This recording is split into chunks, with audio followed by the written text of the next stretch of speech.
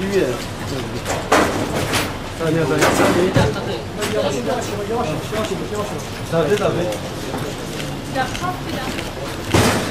Arabada kimse var mı? Arabada getirdim. Arabada kimse yok. Beni bekle.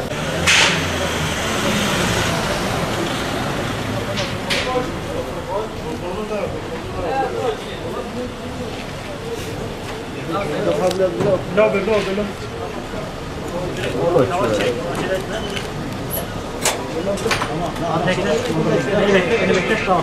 Açalım, bir yol verin. Açalım abi, açalım. Seyran. Tamam. Çekme fazla çekme.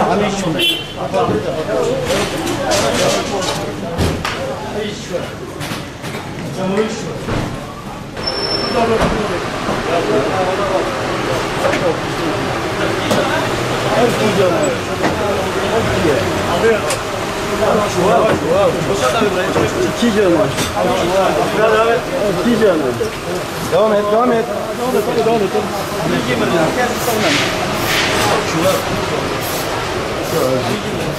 Ya kahvaltı da şuraya mı oldu?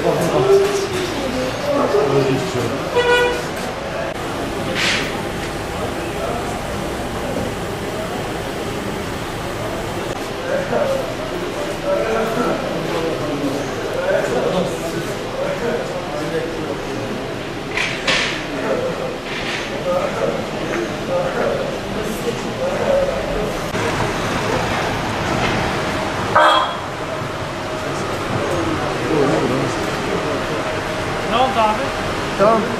Ha?